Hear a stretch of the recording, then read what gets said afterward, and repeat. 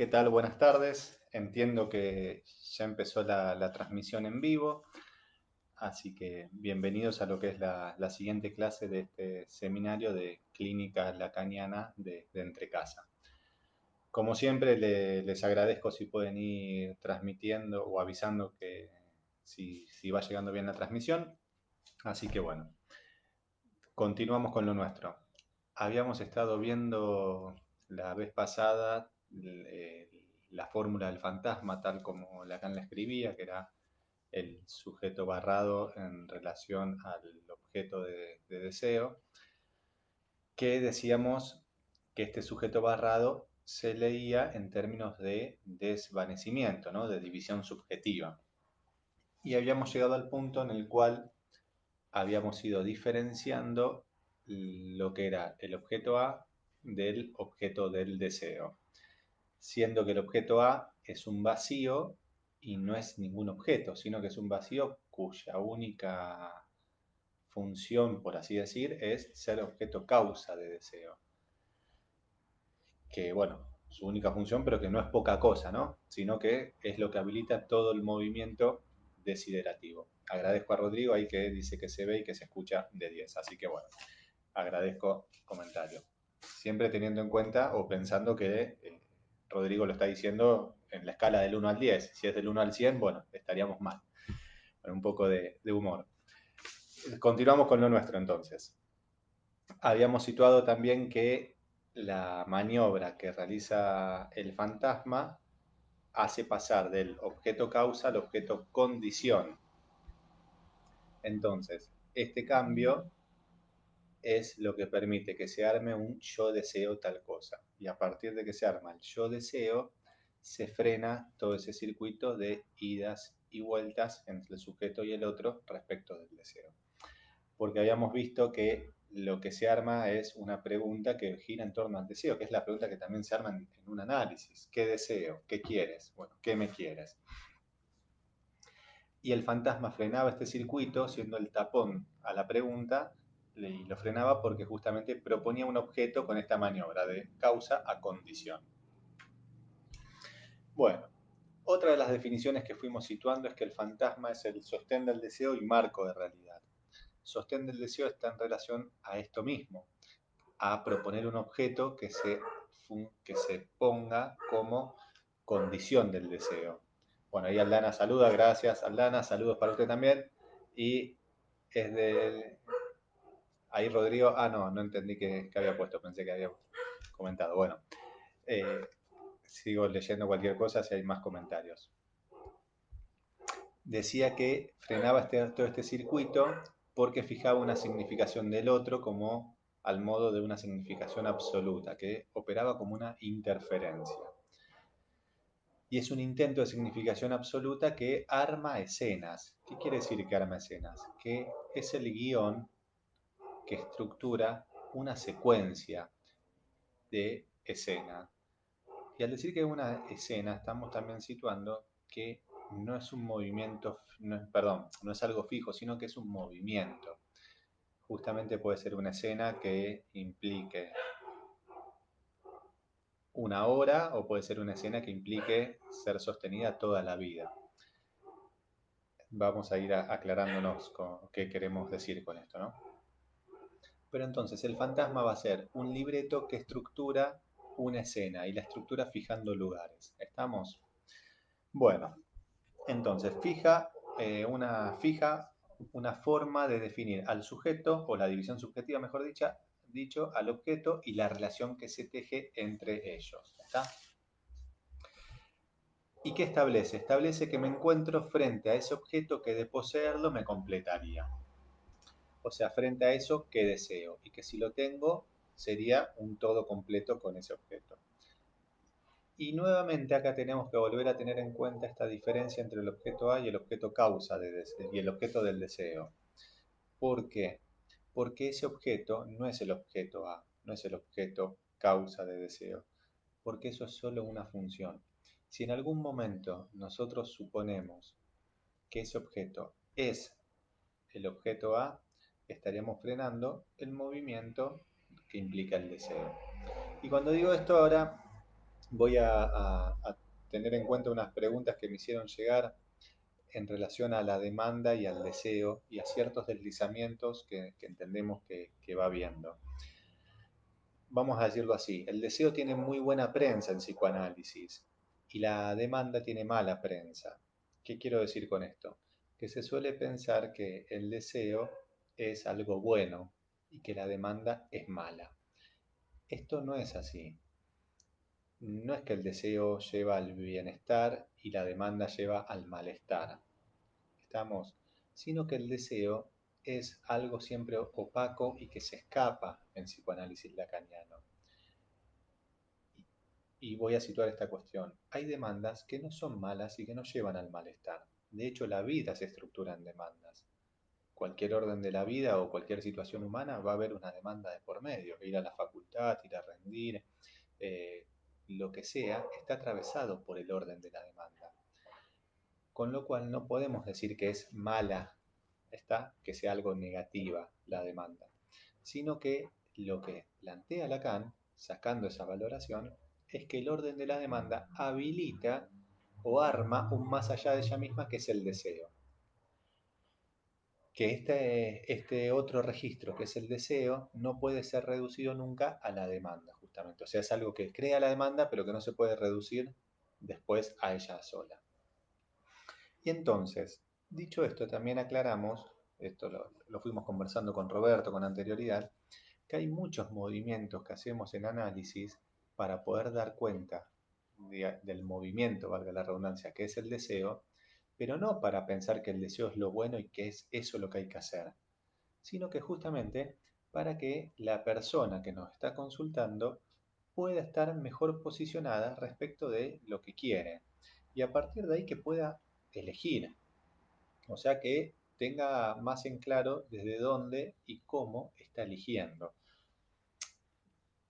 Voy a situar unos ejemplos un tanto coloquiales y también voy a apelar a algunos ejemplos de Freud y lo voy a decir en términos más freudianos ahora. Muchos movimientos que hacemos en análisis para dar cuenta de lo inconsciente no es para que lo inconsciente sea realizado, sino para frenar justamente eso en términos de poder darle otro curso elaborativo. Por ejemplo, hace poco estaba reviviendo las conferencias de Freud, creo que era en la 17 o en la 23, ahora no me acuerdo cuál de las dos, o creo que en las dos incluso, había ejemplos donde una mujer estaba enamorada de su yerno, entonces tenía un síntoma histérico. Si Freud da cuenta de eso en ese espacio de análisis con esta paciente, no es para que la mujer vaya y se acueste con su yerno, está, sino justamente para que pueda tomar eso y a partir de ahí poder darle otro curso elaborativo y hacer otra cosa con esto. Entonces, no es que nosotros en el psicoanálisis trabajamos para dar cuenta de lo inconsciente y que lo inconsciente es la posta y lo verdadero de lo verdadero y hay que hacer lo que se construye en lo inconsciente. No, no se trata de eso. Ahí estaríamos estratificando algo que no corresponde. Y por otro lado, pensaba también un ejemplo más actual y particular. Hace poco recibí un llamado de un muchacho que le habían dado mi teléfono y bueno, recibo el llamado en realidad y no podía atender. Lo vi más tarde, devuelvo, no me atienden, me llaman de vuelta, tampoco podía atender, vuelvo a llamar y ahí me atienden. Y bueno, me presento y le digo, bueno, mi nombre es tal, tengo una llamada, dos llamadas de este teléfono. Ah, sí, ¿vos sos psicólogo? Sí, le digo. Y bueno, y se escucha, bueno, aguantame un cachito. Bueno, y se escucha como que salía, ¿no? De donde estaba. Y esta persona me dice que él quería hacer un par de sesiones. Bueno, yo escuchando y me dice, lo primero que me preguntó fue, ¿qué horarios tenía? Digo, mirá, tengo cierta disponibilidad por la tarde, vos, ¿y dónde atendés? A todo esto yo ni el nombre me dijo. Le digo, atiendo Viamonte y Buenos Aires. Hizo así un A sostenido largo y después creo que lo continuó con una especie de I, así. Yo escuchando todo esto, Me dice, no, me dice, mirá, me queda muy lejos, dice. Yo buscaba, yo buscaba algo más cerquita, algo que volver del trabajo. Yo vivo Italia 3 de febrero, me dice, y buscaba algo a 1 o 2 cuadritas para, creo que me dijo, no tener que trabajar tanto o moverme tanto, que no me requiera mucho esfuerzo, una cosa así. Dice. Bueno, yo escucho esto y le digo, bueno, vos no querés, le devolví justamente esta cuestión como, bueno, está bien, vos querés algo que no te haga trabajar demasiado. Claro, me dice, ¿no? Pero bien, efusivo, claro, eso. Bueno, yo me quedé en silencio y un silencio incómodo que interrumpe él a partir del, bueno, cualquier cosita te llamo. Bueno, ¿qué estoy queriendo comentar con esta cuestión? Que nosotros, sí, esto va a ser un recorte bastante arbitrario, ¿no? Porque no sostuvimos un espacio, al menos en principio no estamos sosteniendo un espacio. Ahí aparece Iliana en los comentarios. Bueno, Iliana Carletti, una amiga y colega a quien aprecio mucho y respeto mucho. Y justamente, volviendo a este ejemplo, nosotros podemos ubicar que, ¿qué podríamos delimitar como deseo? Bueno, algo que no lo haga moverse mucho o algo que no lo haga trabajar mucho. No solo lo leemos en la dirección de espacio físico, de 1 o 2 cuadritas, sino también en una cuestión más subjetiva, o sea, algo ir para no trabajar. Y que algo de esto yo le devuelvo. Bueno, vos querés algo que no te haga mover. O sea, si uno va a un espacio de análisis es justamente para que algo se mueva. ¿Y por qué lo delimito como deseo? Porque es justamente lo que podemos recortar a partir de lo que él dice. ¿Y dónde estaríamos o dónde podríamos ubicar la cuestión de demanda? Lo podemos ubicar en eso mismo también, pero ¿dónde lo ubicaríamos?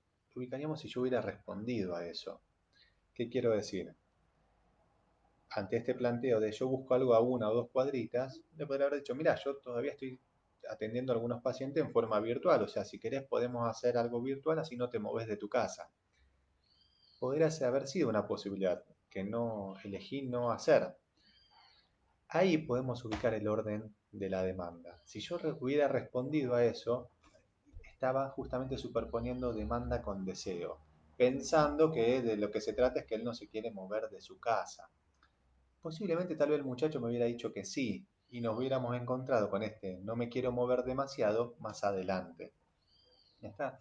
Es claro que, a ver, esto es un recorte, es una construcción hipotética porque no seguimos hablando con este chico. No sé si lo volveremos a hacer. Por ahí llama en 3 semanas o un año diciendo me quedé pensando en esto que vos me dijiste de que no me quiero mover. O nunca más nos volvemos a hablar en la vida, no hay problema. Pero en esa cuestión, o sea, de lo que se trata es de no reducir el deseo a la demanda superponiendo ambos órdenes, porque responden a cosas distintas. Por eso Lacan que dice que el deseo es esa vuelta en más de todo el circuito de la demanda. Cuando él trabaja con la cuestión del toro, es justamente toda esa vuelta en más que se arma a partir de toda la vuelta de todas las vueltas de la demanda.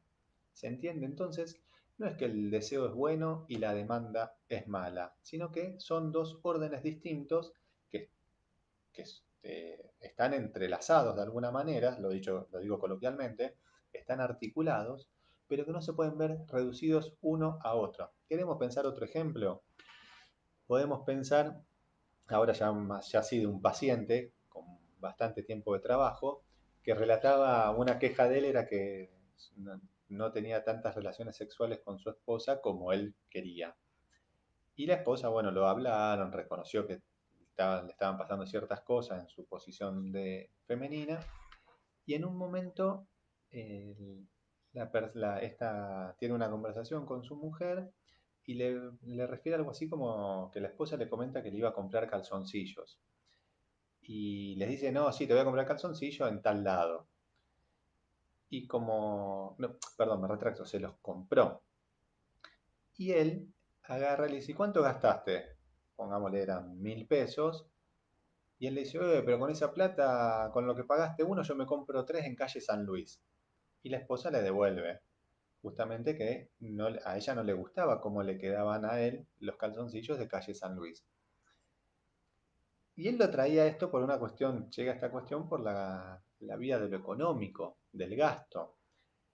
Y justamente nos ponemos a trabajar cómo acá se articulaba, a ver, esto que él le pedía a la mujer de tener más relaciones o de que ella lo busque, de que le haga saber que quería eh, estar con él, justamente él acá lo aplaca totalmente con en calle San Luis me consigo tres por el valor de lo que vos pagaste uno. Ahí es donde se reduce el deseo a la demanda o se está respondiendo por la vía de un objeto. Lo que la mujer le estaba diciendo es que a ella la calienta verlo en esos calzoncillos de esa marca, no los de calle San Luis. La calienta en términos coloquiales, podríamos decir, justamente la excita, le causa deseo, o sea, es esto que estamos hablando de la posición fantasmática. La divide subjetivamente verlos con esos que tenían más estilo o le gustaba más y no con uno que, qué sé yo, para ella no le quedaban bien. A él le daba lo mismo, bueno, pero era justamente en esta cuestión. Entonces, volviendo a lo nuestro, estamos tratando de pensar esta diferencia entre demanda y deseo. No es que demanda es mala y deseo es bueno, sino que son dos órdenes distintos que no pueden quedar reducidos uno al otro. Incluso avanzamos un paso más y siempre hay que tener presente que demanda en francés también significa pregunta. ¿Está? Bueno, entonces, volvemos a lo nuestro, ya específicamente de la fórmula del fantasma. Decimos que el A del fantasma no es el objeto A, sino el objeto del deseo, en tanto es un objeto que se sostiene como condición del deseo. Y va a ser todo objeto que venga al lugar del A para velar ese vacío. ¿Está? Y vela dicha falta haciendo la división subjetiva. Bueno, por eso el símbolo del losange que Lacan escribe en el medio de la fórmula del fantasma no se lee como complementariedad, sino como unión, desunión, conjunción y disyunción. Y si queremos pensar también el fantasma en el sentido de los tres registros, tenemos que plantear que tiene una vertiente imaginaria, en tanto es un modo de imaginarizar la división subjetiva y el objeto del deseo. Tiene su parte simbólica, en tanto es un guión que estructura y arma escenas, y en términos de sostén del deseo y marco de la realidad.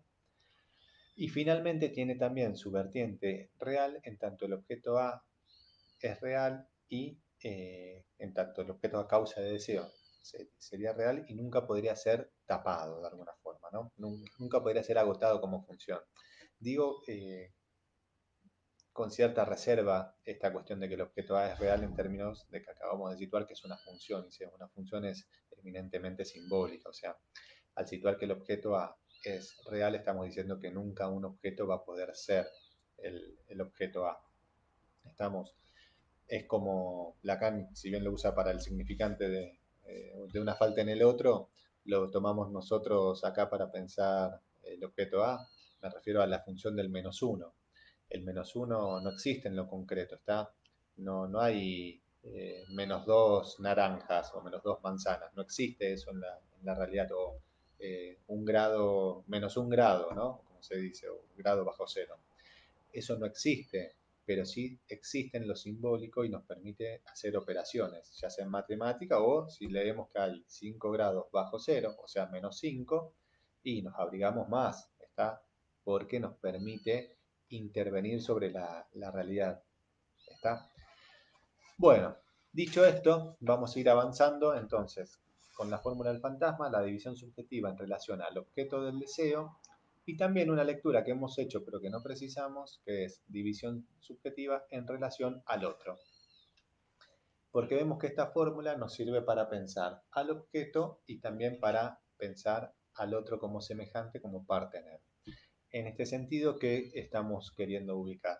Que la fórmula del fantasma determina la posición sexual, porque justamente establece la condición del partener.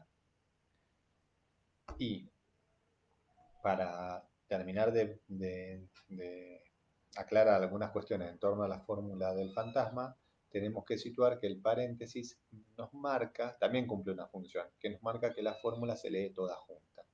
Quiere decir que no se lee de apartes, ¿está? Sino que es una fórmula unificada.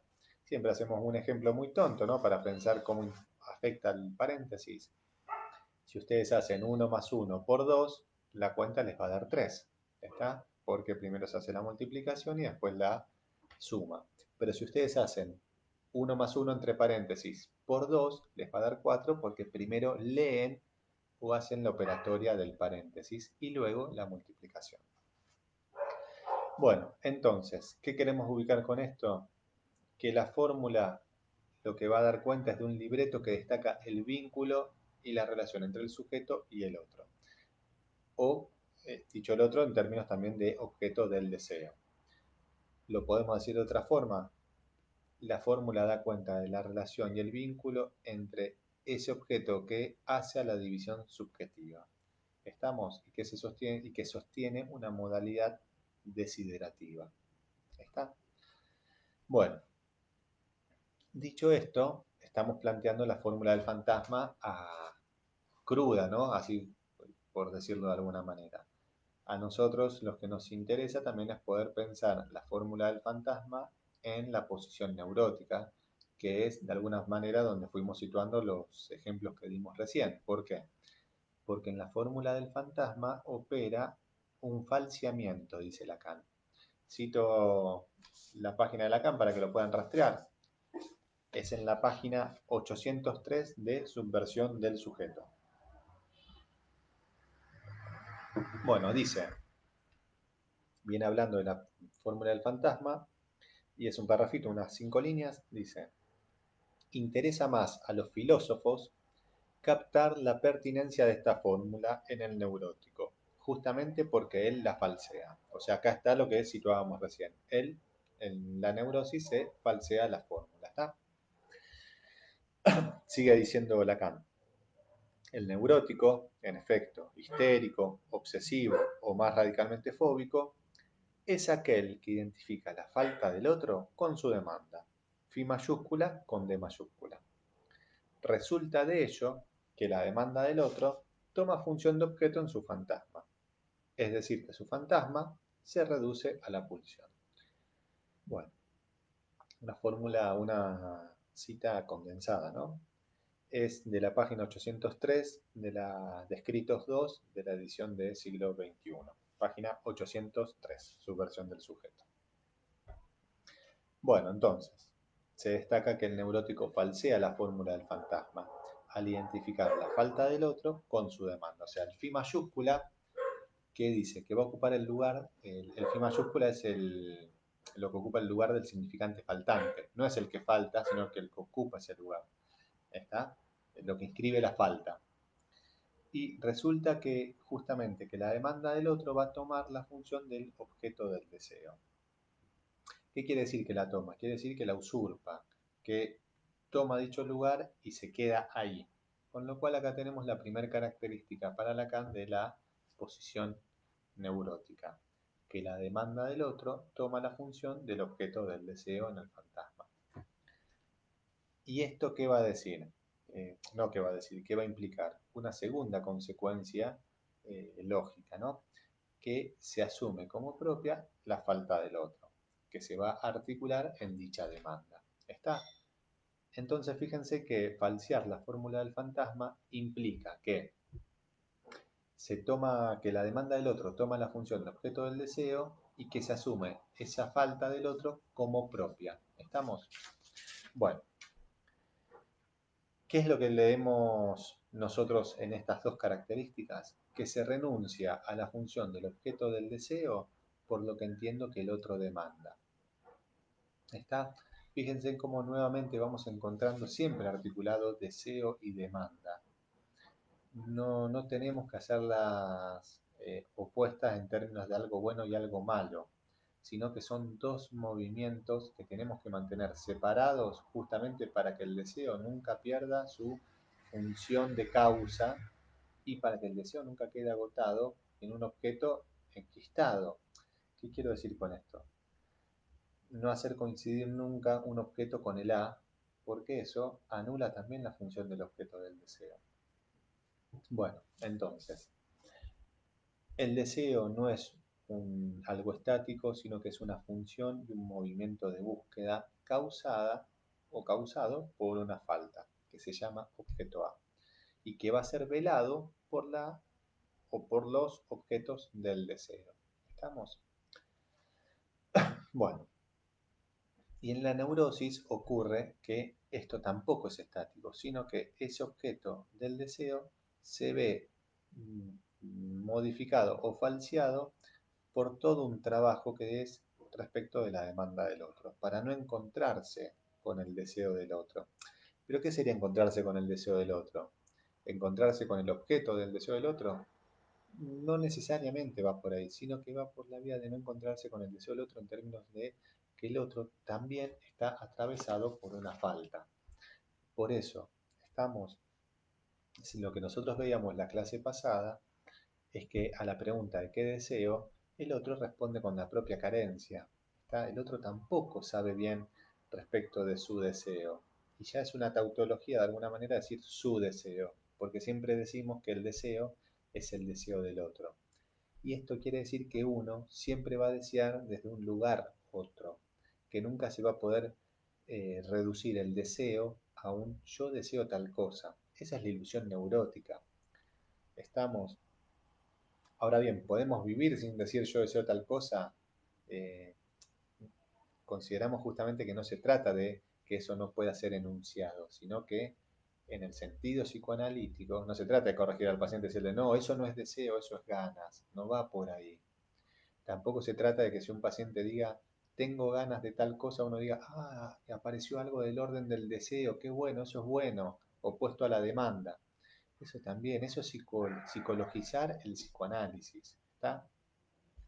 Entonces, me perdí un poquito por dónde veníamos, pero decía que en la posición neurótica tampoco es algo estático, sino que es todo un movimiento en torno a la demanda del otro, para no encontrarse con el deseo del otro en términos de que el otro también está atravesado por una falta. Entonces, en la neurosis, ¿qué pasa? Se demanda que se le demande entendiendo que eso es lo que el otro desea, y así tapo o velo la falta del otro.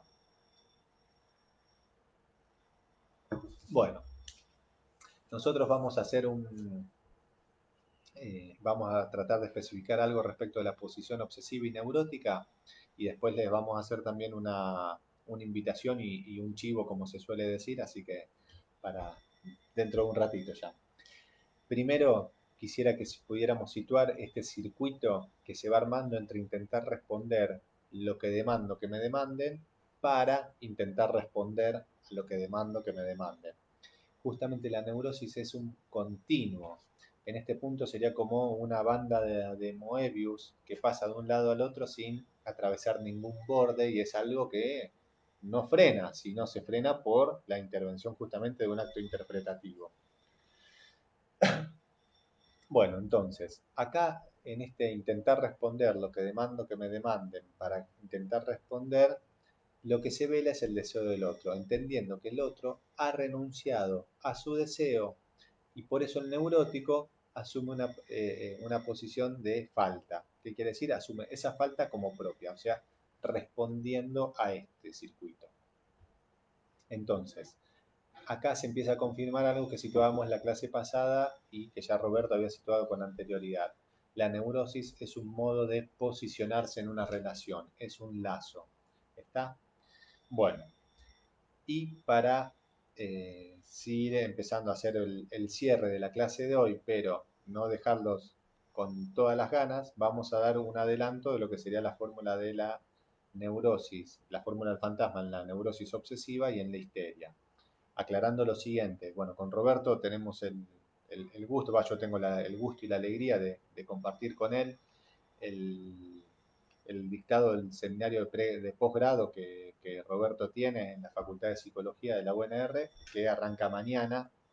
Así que bueno, obviamente muchos de estos temas ahí son abordados con mayor amplitud y profundidad. Acá tratamos de hacer algo más generalizado también en función de la diversidad de la gente que conforma el grupo.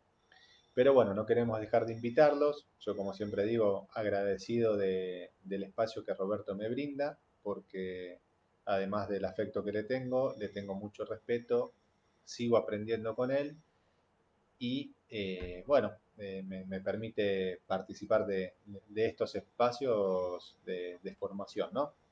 Así que mi agradecimiento para con Roberto. Les decía, damos un adelanto de las fórmulas de la histeria y de la obsesión. Dice Lacan, página 804, o sea, una página después de la cita anterior. ¿Sí? Sigue hablando del fantasma y ubica uno en el obsesivo en la medida en que niega el deseo del otro, al formar su fantasma, acentuando lo imposible del desvanecimiento del sujeto.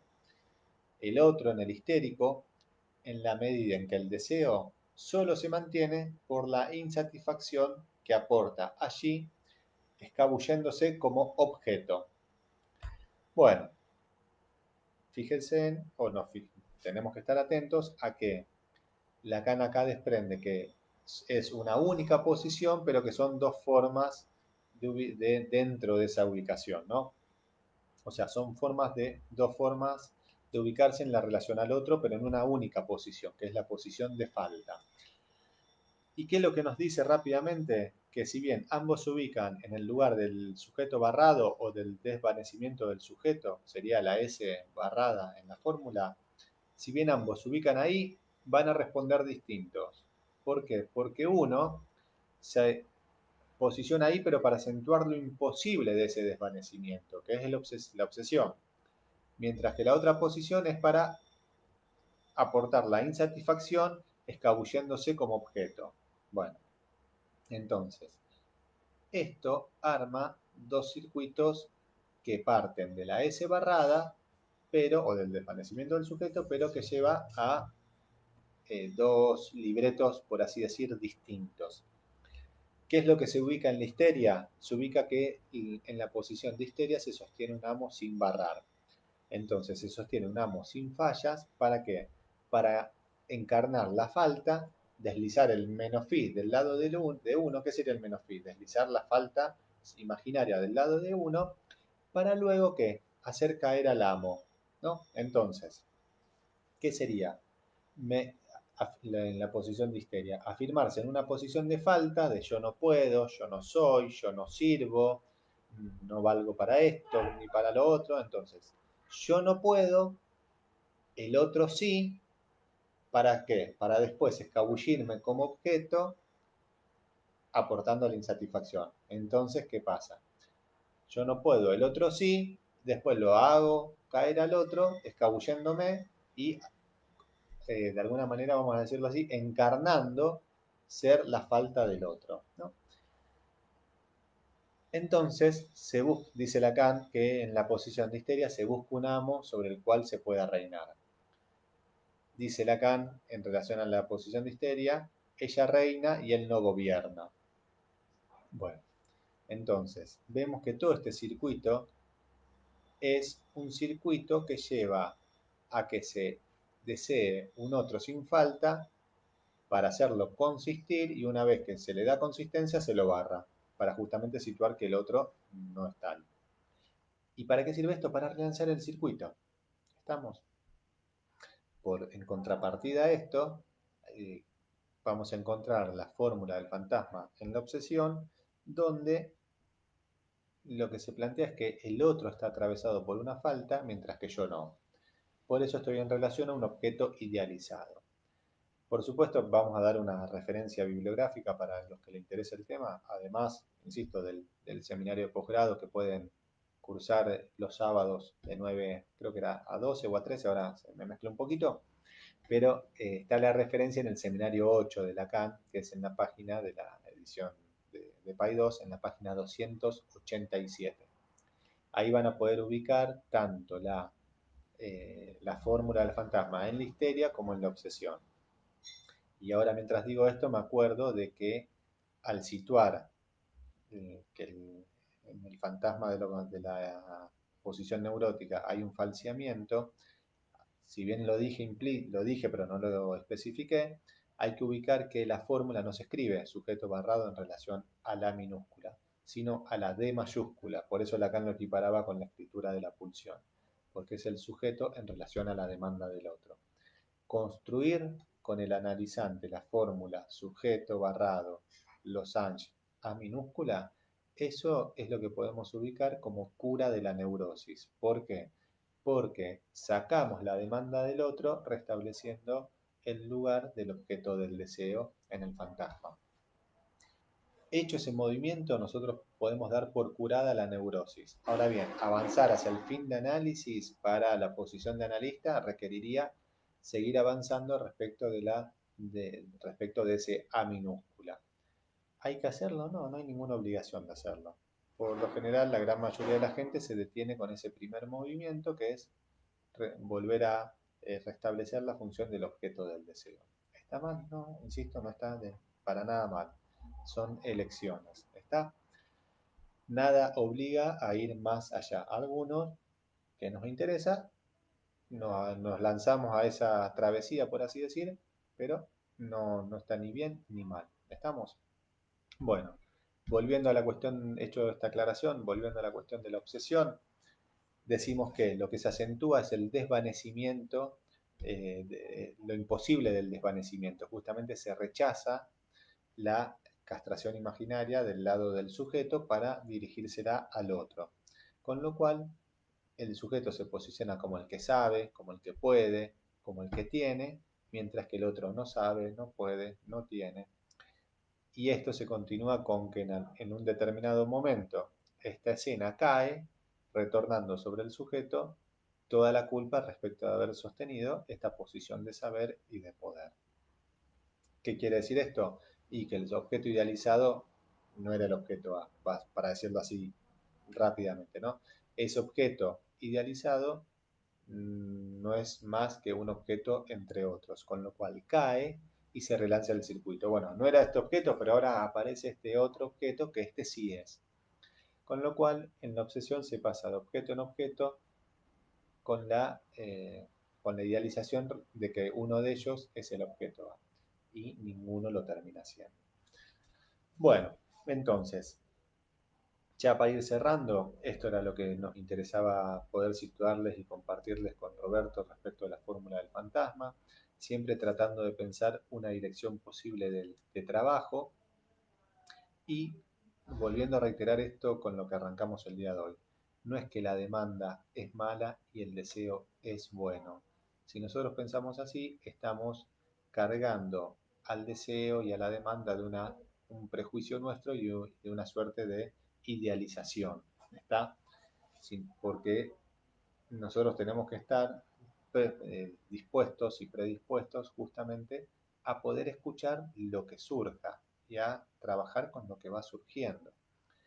Si nosotros nos quedamos con la idea de que el deseo es bueno, vamos a tratar justamente de ser buenos, ¿qué quiero decir? De que el deseo sea bueno y eso ya obviamente nos va a obturar una parte de la posibilidad de escucha. Así que bueno. De mi parte, reitero mi agradecimiento a Roberto y a todos ustedes por haber compartido este espacio. Voy a seguir, por supuesto, participando de las clases como un asistente, como he venido haciendo. Así que queda abierto el espacio para preguntas si quieren, que podemos responder si hay alguna ahora en este momento, y si no, retomamos, si hay de haber alguna, la clase que viene, que ya la dictaría Roberto, continuando con el trabajo que venía haciendo sobre la pulsión. Bueno, veo, no encuentro preguntas, espero que haya seguido transmitiendo en directo y bien. Así que bueno, me despido por ahora y será hasta el viernes que viene. Saludos.